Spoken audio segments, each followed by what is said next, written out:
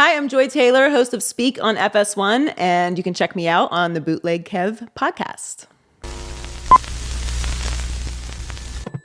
Bootleg Kev podcast, special guest here. You might see her on TV every day if you watch FS1. Joy Taylor, welcome. Thank you for having me. Of course, you're super dope. I feel like I've been watching you on TV for so long. Like I was just talking to my boy because we're big sports fans, and I told him you were coming on the show. He's like, "Yo, Joy's fire." Thank you. You've been a staple on television for, you just said it's been 6 years? I've been at Fox for 7 years. Okay. So I just guess it's 6.5 years because we launched Undisputed about 6.5 years ago. Okay. It'll be 6.5 years in September. So you were born in Pittsburgh? Yes. But do you claim Miami? So this is how it breaks down. I was born and raised in Pittsburgh. Right. So I lived there until I was 18. Still have a ton of family there, it's 412 forever, obviously. Right. But I went to school in Miami. So I kind of say I was born and raised in Pittsburgh and then became a woman in Miami. Right. And then obviously now I'm in LA and I've been in LA for 7 years. So LA is home now too. And then your brother's like a Dolphins legend. So there's that. So Jason, I had gotten introduced to Miami obviously through my brother. I'm growing up in Pittsburgh, not just randomly hopping down to Miami. But yeah, that's how I became aware of the area, right, and what made me want to end up going to school down there. So yeah, he played for Miami for 13 years, legend, and the NFL for 15 years, and first ballot Hall of Famer. First ballot. Did you end up starting your broadcast? I think I saw you started your broadcast career in Miami at a station out there. Yeah, so I started in radio. Me too. I'm still on the radio every day. Yeah, so. I love radio. I started in radio in 2007. I started in radio in 2005, so yeah. We're the same age. I saw you were born in 1987. I'm same age. So. Yeah, 80s babies. So I wanted to start in radio, so you will know this also. Shows and podcasts and YouTube shows and digital shows did not exist of course. I was in college when we were coming up in the business. If you wanted to be a personality, really radio was the way to go, especially if you wanted to talk. And with sports, it was just around that time that the, First Takes and Colin show and all, those PTI were really starting to take off. And the direction of the business was changing to more opinion shows than it was just a traditional Sports Center recap shows. That's because of phones. We had more access to highlights, so we could see all that if we wanted to on Facebook or Twitter. Right. Whatever, we don't have to wait for it for Sports Center, which you used to have to do. So it shifted the business. So I wanted to be able to talk. I wasn't really interested in being a reporter or a beat writer, and radio was a space to get into to give you that opportunity. So I started in sports radio at 560 QAM in Miami. That was my first internship. Wow. Interning is in radio for people who don't know. At least back then, I'm sure it's rough. Because you probably didn't get paid anything. No. Because back then I got paid nothing. No, you should just be happy to be here. It was being paid and happy to be here. No, I mean I did it for school credits, obviously. Right. That's the caveat. You get. Yeah. I actually was not going to college, but I had to go to college to work at the radio station. So my college career only exists because I had to go to college to get credit to work at the radio station. Yeah, I feel like we've evolved past all of that now. Yes. And the media world has expanded so much that doesn't really exist. But at the time, it was just really traditional media forms, writing, newspapers, radio, television. Were you setting up tents and stuff? Oh, yeah. Yeah. Yeah, I mean, you got to do the promo stuff. Yep. You got to hand out. You got to set up the tent, set up the table. Yeah, go to the promo events. Get coffee, do the rundowns, whatever. But I actually got great experience interning. Not all internships are great, and the world of interning has completely changed since we were interning, obviously. But I also got to intern for DJ Laz, who was on Power 96 Who's a legend? in Miami. Legend. Miami Shout out legend. DJ Laz. So my first internship was with Joe Rose at 560 QAM, and that was a sports morning show. And then I was able to get an internship through constantly poking my head in, bothering Laz in the EB every morning. That was when he was doing mornings at Power 96? Yes. Yeah. So I got an internship there and worked past my school internship and, just did the internship for free, whatever. But I got incredible experience. And I really learned how to produce shows from working with Laz because sports and entertainment cross over so much. For sure. And we would obviously talk about the local teams, but obviously we're doing a morning show as well. So you got to, see what the internet is talking about, what's going on locally. Is there something in town? We'd always have music guests in, actors, all kinds of different They always people. say like rappers want to be athletes and athletes want to be rappers. Well, yeah, there's a lot of crossover in culture. And especially in Miami. Yeah. I mean, really everywhere. There's just a lot of crossover with culture and sports. Right. And it's really throughout all of society, though. It's not even really just with music. Sports are such a big part of our existence. And I think we really got a whole acknowledgement of that when we lost sports during the pandemic. Oh, my God. It was I was gambling on South Korean baseball. Yeah. It was bad. Who wasn't?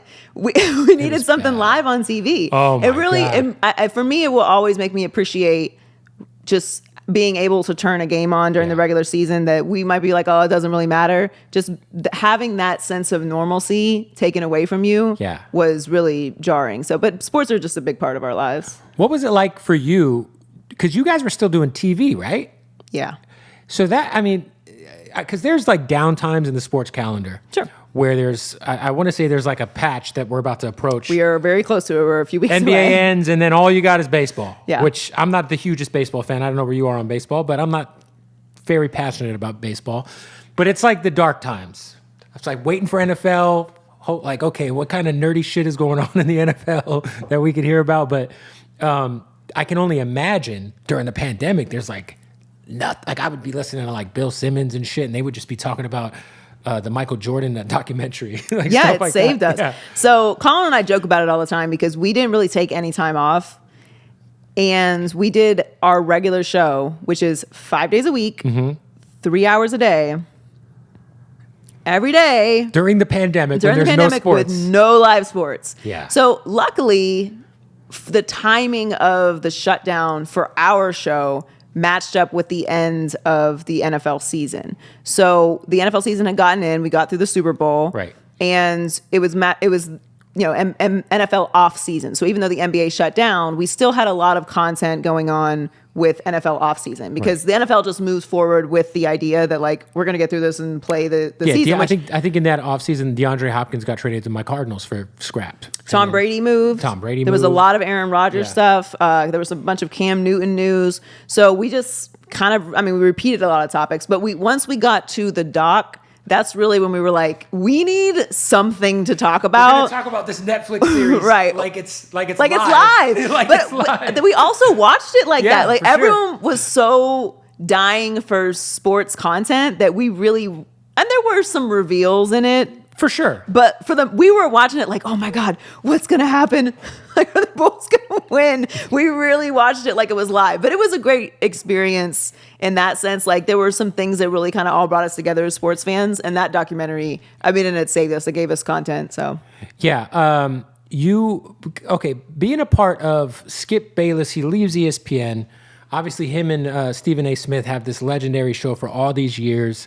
Somehow, the magic gets recreated, but in my opinion, much better. I think him and Shannon are, I just love them together more than I love the Stephen A thing. But you're there on day one. Mm-hmm. Because that's a big, I remember how big of a deal it was that Skip left. And it was just like, oh, there's something going on here.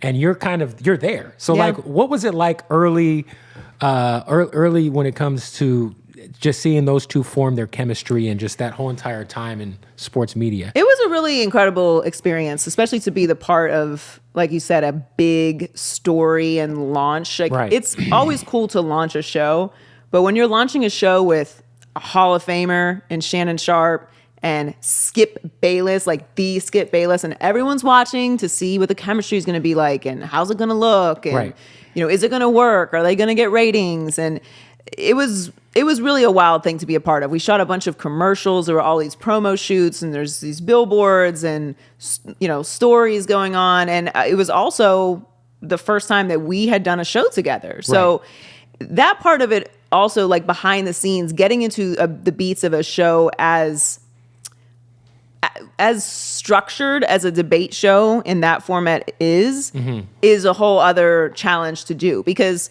as you know, it gets heated on that show. It does. And you have to be able to balance what we're talking about is just about this and not personal.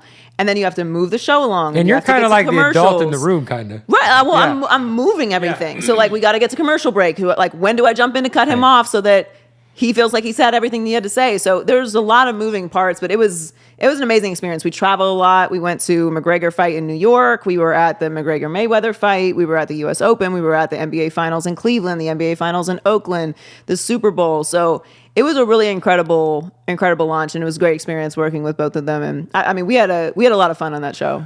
Do you think Skip gets a bad rep sometimes? Because he genuinely, to me, comes off like a nice guy. Like I just think that, he's so dug in on some of his. I mean, he's an opinionist, right. So I don't ever tell people how they should feel about anyone. I know what my experiences are with them. Skip's always been extremely generous with me, a great mentor. He's given me some great advice over the years.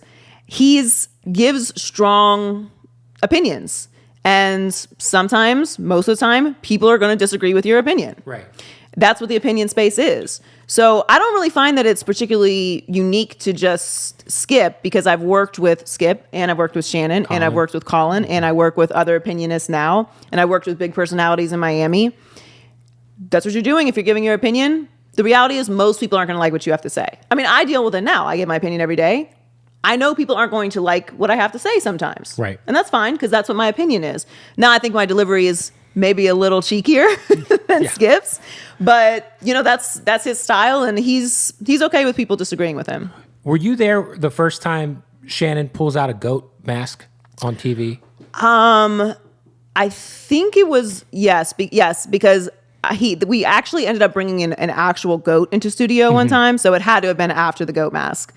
Because he was wearing the jersey the first time. I think he's so he's worn it so many times I've lost track. But I think the first time he had a jersey on. Yeah, and then he had the goat mask. And then he had the goat mask, yes, and then because we brought an actual goat into the studio, like a real actual goat. So that had to have been after it. I just love like how he'll bring weed on the set, and he'll be like, "Skip, this is some." I'm just like, this is amazing. If you would have told me like 10 years ago that Shannon Sharpe would be bringing some tree on the set, some tree and cognac on live TV, it's we have a lot of ability to really dig into our personalities over there, which is fun. Like you can really be yourself. Right. And that's what people relate to, is when you are enjoying yourself. Right. It's television or you're doing an interview or anything. You're always going to be up a little bit. It's not like when you're chilling at your house having a conversation. But people want to enjoy the show, especially when it's a show that you're being very combative and you're having really serious conversations sometimes, and you're having really deep arguments and debate. Add a little lightness to it every once in a while. Do a little gloating. Pay the man in Diet Mountain Dew, and enjoy the show. You obviously go from that to more of like a real co-host role with Colin. And I always tell people I've been a huge Colin Cowherd fan forever, because I'm a radio nerd, and I always would just admire his ability to go off without anyone to bounce stuff off of. Because like you could listen to him on the radio, like when I was like younger, and I'd be like, this guy, it's just him in there, just talking. And it's like really entertaining, which is really hard, as you know, because you've been a part of radio for so long. I think you guys had such a dope dynamic on the show, as you kind of being his number two. What is it like? Because I'm a huge Colin Cowherd fan. What's he like as a guy, and just like, what's it like working with him? Because you guys had a great run before you went to speak for yourself and kicked your own thing off. Colin's the best. I'm a radio nerd too, so you'll appreciate this. He's a huge prepper. Yeah. So he does a 2-hour prep show before the 3-hour show. Right. So there's a lot of prep. He's very thorough. He wants to make sure he has the graphics he wants to support what he's talking about. He wants to make sure that he has the sound he wants to support what he's talking about. He wants to make sure he has the statistics. He's looked up, the historical stuff that goes along with what he's saying. He really talks through all of the topics. So his ability to, stretch a subject the way that you're talking about and continue to have the conversation with you, the listener, but by himself. It's crazy. I mean, his brain works differently to be able to do that anyway, but it really also helps that he preps a lot. He doesn't like to waste airtime. So sometimes it depends on the show, obviously, but we'll do a little banter back and forth, whatever, about, being in wine country or whatever, him going to Utah, but it's never too long. We don't let that conversation be the conversation we're having in the segment. Right. He always brings it back to, okay, what do we want to get to here? We're gonna get to Aaron Rodgers here. Like we can go a little bit off to make sure that people know that we're human beings, but we got to talk about what we planned on talking about. He's very, very serious about the show. He feels like it's disrespectful to the audience to not be prepared to do a show. I love it. So that's really what makes him great and able to do such a big show, because 3 hours of content is a long ass show. For sure. In our business, that is an insanely long show, and he does it as his show. Yeah. So he can do all of that by himself if he needs to. Obviously, for you, because you have your solo podcast. I haven't done this podcast. You haven't done it for a while. Yeah, but I had one for several years. But while you were doing the Cowherd show, you had your own show, right? Was the upside for you to leave the Skip and Shannon show, which is the biggest show on the network, to go to Colin? Was it because you were able to have because you had your own segment every day? Were you able to kind of you were able to get your shit off, Yeah, was that the upside, or what made you want to make that move? It was partly, obviously a different role and a more expanded speaking role. But now when I first went to Colin, it was still just, the news updates. He'd bring me in here and there, but it took a little time for us to build up the muscle of him being able to just lean on me when he needed to. It's a trust and chemistry. Right. I had done the show a lot, so I already knew the beats of the show because I was fill in on her a lot when I was doing Undisputed. So we already knew how to do the show together, but what the show was going to feel like together just took a little time. And us doing it from home during the pandemic actually really helped us a lot because we just had to talk. That's all you had to do. That's all we had to do. You have nothing else going on. Yeah. But for me, my goal was always to be in the role that I'm in now. And it was important to me to always keep growing in the business. So I did 2 years of Undisputed, and I felt like I had, mastered that role. And there was, I'd kind of hit the ceiling of how much better I was going to get at that role. And I was ready to try something different and, get into a new challenge and a different type of show. So it was never that I didn't want to work with them or anything. I love Skip and Shannon and love doing that show. It was just time for me to go to a new role. Do something new, yeah. Yeah, and similarly, that's why I made the jump to speak after Colin. Yo, what up? It's Bootleg Kev. We got to stop the interview to tell you about our folks at MyBookie. That's right. So many ways you can gamble with MyBookie right now, man. Of course, you got NBA playoffs, Western Conference Finals, Eastern Conference Finals. They're set.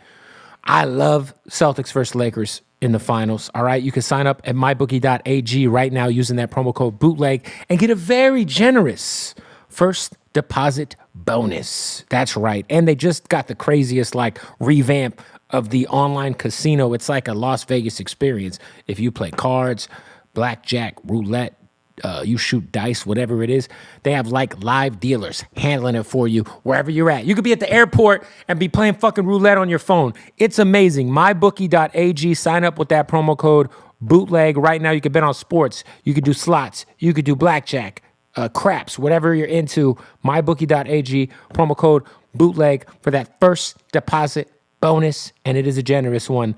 Also got to give a shout out to our family at King Palms. Shout out to King Palm, man. If y'all ain't know about King Palms, they're our new sponsor on the Bootleg Kev podcast, and they got such a great product. The best thing about King Palms is it's all organic, man. No tobacco in these wraps. They're straight leaves, and the best thing about them is they got this product. They're flavor terpene tips. All right, you stuff them with your product. Do we got one here? Oh, we do got one here. We got one right here. All right? You stuff this with your premium cannabis from Hardy in Las Vegas. All right? You smoke up, pinch that tip. You're going to get a burst of flavor. Yeah, this is the energy drink flavor. We got peach pineapple. We got watermelon wave. Also, don't forget the goddamn blue grapes. You know what I mean? And also, this is a tobacco-free wrap. It's totally organic. It's literally a leaf. Let me show you what I mean. That is just a big-ass leaf, guys. All right? So what you could do is go to kingpalm.com. Weeds flying everywhere. Kingpalm.com. Promo code Bootleg. And you can get 50% off of whatever you order at kingpalm.com. And don't forget to check them out because they're everywhere. Your local smoke shop, your local liquor store, 7-Eleven, Smoke the King Palm. All right? It's organic. It ain't like all that other bullshit y'all be fucking stuffing in your lungs, man. All right? Shout out to King Palm, kingpalm.com, promo code bootleg right now. And it's actually promo code bootleg Kev. Promo code bootleg Kev. Not bootleg. Bootleg Kev. Kingpalm.com. Half off everything. Let's get back to the interview. Yeah, I was going to say, like, for you, you're one of, I mean, there's amazing female personalities in the sports world.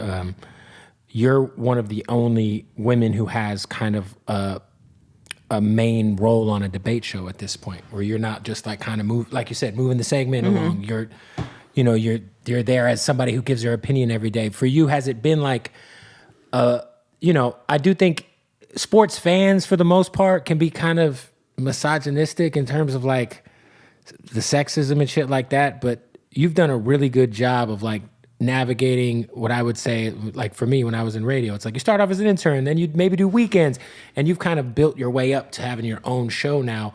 How hard is that being a female and doing sports? Like, cause you are, I mean, you can correct me if I'm wrong, but are you like one of the only females who actually... In the opinion space, there's very few of us. I don't want to misspeak, but maybe one or two that do daily, like are on the show every day as a opinion show that's not directed towards a specific sport. Right. Which, I would love for there to be more. Right. It's never my goal to be the only one.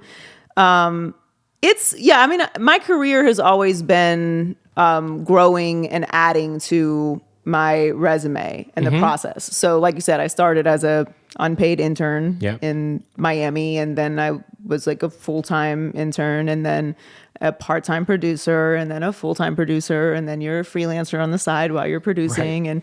And you kind of always have multiple jobs in this business also. Right. But yeah, I mean, I've earned my way up and built my way up, but also, I don't know, I think it's all in how you, not all in, but partly for me, it's been learning from the people and the personalities that I worked with. Skip is very different than Colin, is very different than Shannon, is very different than Emmanuel, is very different than Shady, is different than Laz, like is different than Zaslow in Miami. Right. Everyone has different things they bring to the table, but you're going to get criticized no matter what you do. You're going to get criticized more if you're a woman, and you're going to get criticized more if you're a black woman. So for me, the misogyny and, people, even, I mean, today you can go look on my social media. There's somebody's going to say I shouldn't be there because I'm a girl, because it's Jason's or whatever. Like, those people don't sign checks. So who gives a fuck? They don't. Those people don't make decisions. Right. They don't move the needle. Because for the most part, people are watching and enjoying good content, entertaining content, educated, opinionated content that they resonate with. I'm not saying things that don't make sense. Right. If you disagree with me, it's easy to say you disagree with me because I'm a girl, but then you're going to run into somebody else that says that's a man, and now what are you going to do? So it doesn't really, I've also built up a very thick skin for it. No, I've seen you snap back at trolls before. I say I'm in retirement now, mostly because Twitter is just not as fun as it used to be. It just doesn't provide the same level of entertainment for me anymore. But yeah, I mean, I'm happy to, embarrass somebody or, ruin someone's day for sure. But for me, it's more about letting people know this isn't really actually affecting me. And it does. Certain people, how you approach social media for everybody in the business is an important conversation you have to have with yourself. Right. And to me, I'm like, if you wouldn't come to my face and say this to my face, which we know you would not do that. Of course not. You're not going to do that. For sure. I can't take your criticism seriously in any capacity. If I wouldn't ask for your advice, I don't care about your criticism. Right. That's some real shit. I think everybody should have that. It's not easy to develop that though. I mean, it's easy hard. to let shit get to you too. Like, even if you don't think like consciously it's happening, subconsciously you think about that stuff in the the subconscious part is the interesting part, because I think everybody has a different capacity to deal with feedback. The reality is we know too much about each other. We should not know this much about each other in society. And we all get too much feedback, good and bad.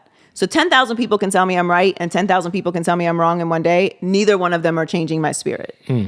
It's just not a good habit to have. It's kind of like being an athlete. Yeah. Like you can't you can't get so down because you lost a game that you can't focus on the next game. Right. Or miss a shot. Or if you throw an interception, you got to you got to come back and be a goldfish. Yeah. So that's just how I approach it. But I feel like it's important for everybody to find their own way to deal with that kind of feedback. Now that you're giving your opinions on TV every day, we've seen a lot of athletes have very thin skin, right?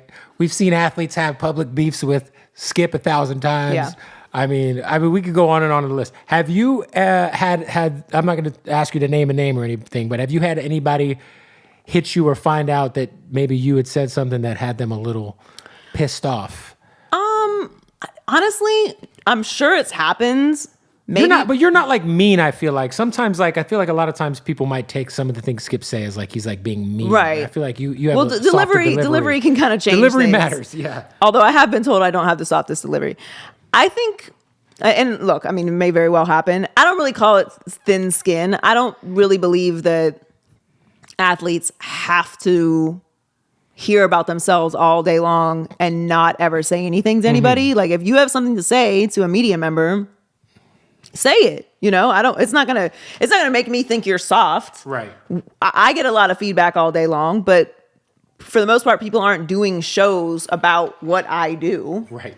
So it's a bit of an imbalance there when it comes to media and athletes. And also, I consider it a massive privilege to be able to talk about sports and give my opinion about sports for a living. So, these athletes are 1% of 1%ers in what they do. So even if they have a bad night, they're still doing something absolutely incredible. Alien-like. Right. That very few people will ever get the opportunity to do, will ever get the opportunity to fail at.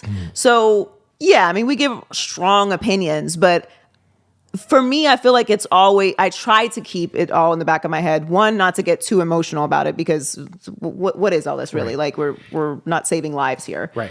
And two, these are human beings we're talking about.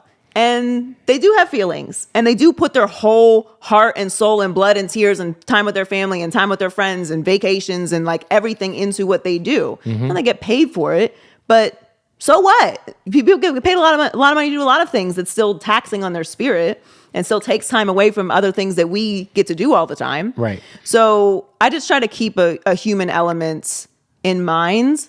That's not to say someone might not still get mad at what I have to say, but maybe, I don't run into that too much, thankfully. The one thing Colin does that I always appreciate is he does his bit where he talks about where he was wrong. Yes. What does it take that you've been just absolutely wrong about recently? Oh, I mean, I'm wrong all the time now. I am wrong all the time. I'm wrong about stuff. I thought that the Lakers would do much better in the Nugget series, than they did. Listen, there's plenty of people who I'm sure going to put in the comments what I was super wrong about. I don't focus too much on the things I'm wrong about. So maybe that's that. But I don't really take predictions too seriously. Right. So maybe that's why it's not like as a harsh thing for me. I love that bit that Colin does. Right. And it's funny because so many people will come up to me and be like, man, I just was Colin would say he was wrong about something. I'm like, he does a whole segment every week. I was about to say he does it every week. Yeah. Literally where I was wrong. All the things that he was super wrong about. Yeah. I don't have a problem saying I'm wrong though. And I don't have a problem changing my opinion, which is not something that is encouraged to be practiced in my line of work. But I'm not going to continue saying something when I have new information. Yeah, true. I just don't view that as something that is, one, I don't think the audience really appreciates that. Mm-hmm. And two, I don't think it ends up working out. Like if I really feel strongly about something, I won't back off of it. But if I've got new information now. What's your position that you're dug in on? What am I dug in on? What's your sports like? For me, I absolutely can't stand the Baseball Hall of Fame. I mean, it's the most pointless. Ridiculous setup. It's nonsense. It infuriates me every time there's a vote. It is a to me just the museum, and it is supposed to tell the story of baseball. The fact that Barry Bonds isn't in the Hall of Fame, I just can't take it serious. What am I supposed to say about that? Even if you take the season away where he had 73 home runs, he's Barry Bonds. Like, what are we talking He was about? he's had like multiple Hall of Fame careers. So that's one thing that I'm like, I don't ever want to hear about the Baseball Hall of Fame. That drives me absolutely insane. I don't ever want to hear about baseball. Got to stop the interview real quick to tell you about our family at Blue Chew, baby. That's right. It's getting hot outside. You know what that means, fellas? You about to go get that dick wet. You know what I'm saying? It might as well be really hard. It might as well be as hard as it could possibly be. And with Blue Chew, you will achieve such hardness, all right? It's seriously amazing. And the best part about Blue Chew is you can find out if it works. Don't just take my word for it. They're going to give you a month's supply for free. Go to bluechew.com. Use that promo code Bootleg. Get a month's supply for free. BlueChew.com, promo code Bootleg. Now, it's the same active ingredient as Viagra and Cialis, minus the awkward doctor appointment. You do not have to go see some old dude and tell him about your erectile dysfunction issues in person, because that's a fucking awkward conversation, bruh. All you got to do is go to bluechew.com right now. Use the promo code Bootleg. They're going to get you hooked up with a month of supply for free. You just got to pay $5 in shipping. No awkward doctor's appointments. Same active ingredient as Viagra and Cialis. Plus, they got the Blue Chew Mint. It's a chewable. It's great. Tastes like mint. It's also the same active ingredient as Levitra. So, summertime's coming, fellas. You don't want to underperform. Make sure your dick is rocked up, baby, all right? Go to bluechew.com. Use the promo code Bootleg. Hey, man, it works. What do you want from me? It fucking works. Everyone should have a little Blue Chew in case of an emergency. You might have an emergency. You need to pop a Blue Chew. Chew it. It's a chewable. You know what I mean? Anyway, also got a shout out to our family at Odd Socks. Don't forget, go to oddsocksofficial.com, promo code Bootleg, save 20% off.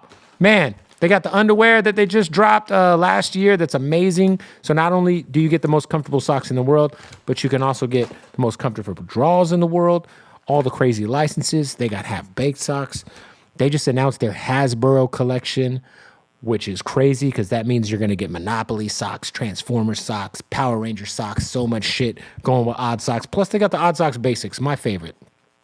This is what I wear every day. I wear the Basics because they're the most comfortable socks I've ever put on my fucking feet. So experience the most comfortable socks in the world with me. OddSocksOfficial.com, promo code Bootleg. Save 20% off. Shout out to Odd Socks. Let's get back to the interview. I am a Michael Jordan zealot, so it'll be very, very difficult to ever move me off of the position that Michael is the greatest basketball player of all time. Can you at least agree that the only right answer to who's the GOAT is him or LeBron? Yes. Okay. But I will also respect someone who puts Kareem in there. Kareem would be the only other one. Like if you're like 85 and you're like, but you didn't see Kareem, son.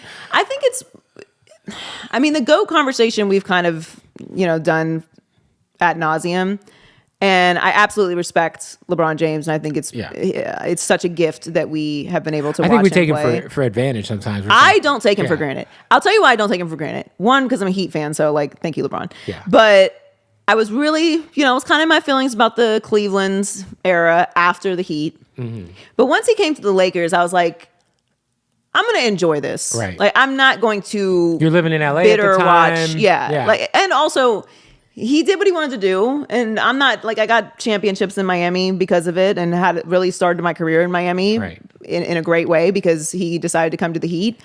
But I'm not going to be that person that was like, man, I got an opportunity to watch Michael Jordan, but I just hated him so much because he kept beating my team. I just barely came to that with Steph because I hate the Warriors. So really? Because I'm a diehard. I got a LeBron toy right there.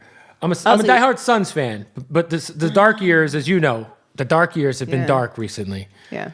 So since the Suns have been absolutely cheeks, I've always just rooted for whatever team LeBron was on. So I'm a Heat fan, Cavaliers fan, hate the Lakers, but rooted for the Lakers in the bubble year, But I just the LeBron Steph battles. That's fair.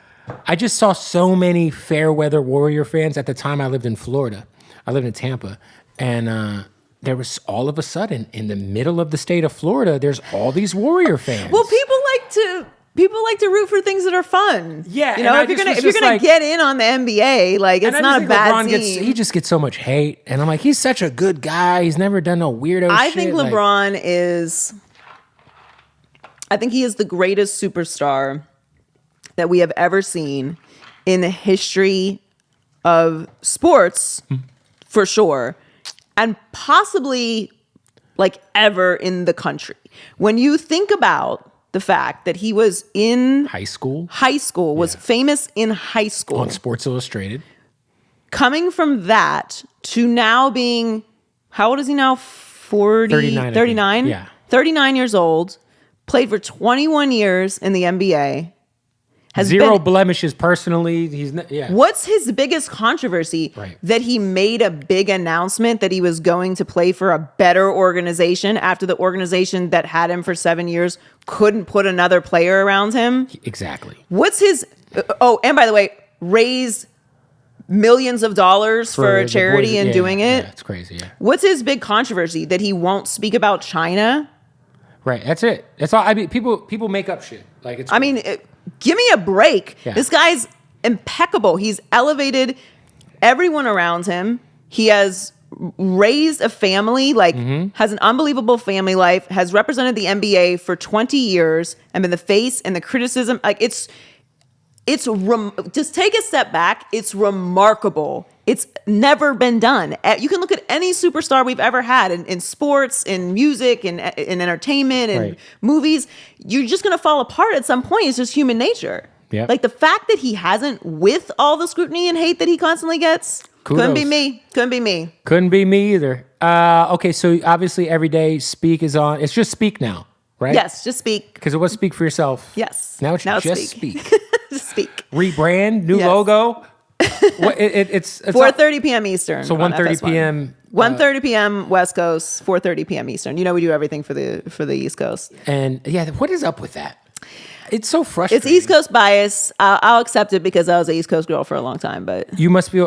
Let's be honest. You had no idea the Heat were going to make it as an 8 seed to the finals, did you? I did not. I will be honest. I was always Tyler Hero went down. Holding on to faith because I blindly have faith in Pat Riley and Eric Spoelstra. Although I will say this, the Milwaukee series, after the Milwaukee series, I knew.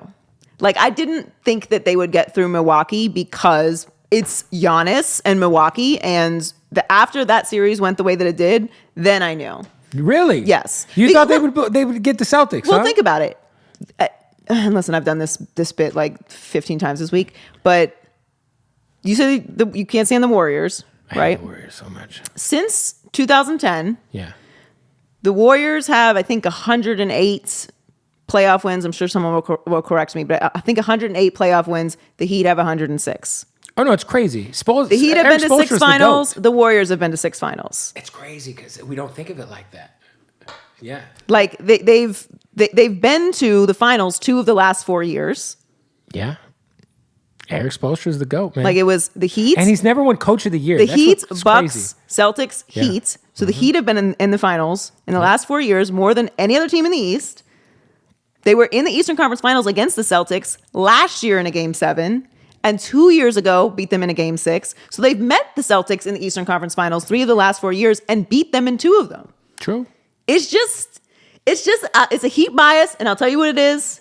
It's that man. People are still mad that LeBron went to the Heat. They are still mad about it. They might be. They didn't hate the Heat before that. I'm telling you. Think about it. Dwayne Wade, Shaq, yeah. Pat Riley, Zoe. Yeah. Like, it's Miami. What's not to love about it? There's nothing to hate about it. They didn't get hate until LeBron came there, and no one has gone over it. And now, because it's not the way that people want the team to look, it's Jimmy. And everyone's like, well, like Jimmy's not a regular season superstar. He's not an MVP candidate. He's definitely like a very unique player in the way he comes alive. I mean, look, I think he's 5-time All-NBAs in his career. He's 6-time All-Star. I mean, he's a great player, but he's not a player that people... He's not flashy. He's not flashy. Sneakers. He's not someone that, they're going to look at and be like, oh, yeah, he's going to take them to the finals. So it doesn't look the way people want it to look.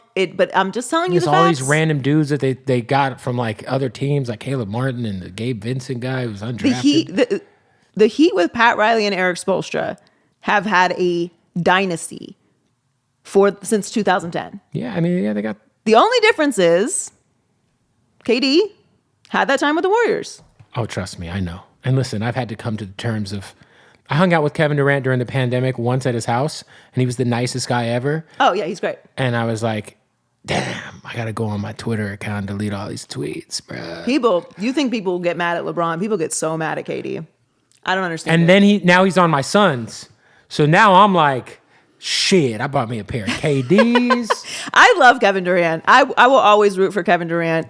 He is one of my favorite players to watch play basketball. I loved him until he went to the Warriors. And now I love him again. I mean, I had no problem with that. I think I'm also a bit desensitized to it because I thought it was so funny how people reacted to LeBron going to the Heat. Yeah. So you were like, this is nothing. This is... Well, it also, with Kevin Durant, and similar to LeBron, because it was the same thing, they didn't have a championship. With KD, I think people have rewritten the narrative a little bit because of the way that the Thunder lost to the Warriors. Right. Because they were up 3-1. People act like KD just took the easy way out. Right. Also, like, he was with the Thunder for like 8 years. Also, he took them to a finals. He won an MVP there. He knew something about playing with Russ. I think we all have been in the loop about recently. I mean, like, maybe that was not the worst thing to leave Russ, because Russ doesn't seem like the easiest guy. And they prioritized Russ over KD. They did. So what are you actually mad about? You're mad that he went to a great team? Was he supposed to go to like a bad team? Right. I don't believe in like suffer hustling. Like, he already did his time. He did 7 or 8 years with the Thunder. In Oklahoma City. Ugh. Won an MVP there. Yeah. Went to the finals there and decided to move on. Why are you mad that he went to a great team? And now who, by the way, was so well run. Bob Myers now leaving. Who knows what's going to happen? I hope he goes to Phoenix. Was so well run that they had Klay Thompson, Steph Curry, and Draymond Green, and could fit Kevin Durant on that team. Yeah. Sorry, your team's not well run. I got to ask you one last thing, because I know you got to go. Give me your take on my Phoenix Suns. So I just made an impassioned speech for Kevin Durant, so I'll stay with that. I love Booker too. I think the coaching is going to be important. Yeah. I think you're seeing... I was hoping we were going to get Nick Nurse, but he went to Philly. Yeah, I think the coaching hire is going to be important. I just hope it's not Doc Rivers. Please don't. The role players are also going to be very important. Yeah. Because you did give up some depth, and you give up whatever you need to give up to get Kevin Durant, but I think they're going to look a lot different next year. I think no more Ayton, please, God. I give them a lot of grace that probably everybody else doesn't give them, because they looked so good as soon as KD got there, but they didn't play a lot together. That's what I tell everybody. So during the regular season, they played 8 games. Then remember he got hurt, right?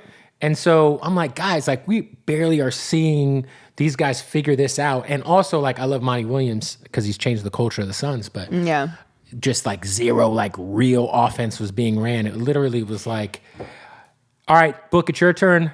All right, Katie, it's your turn.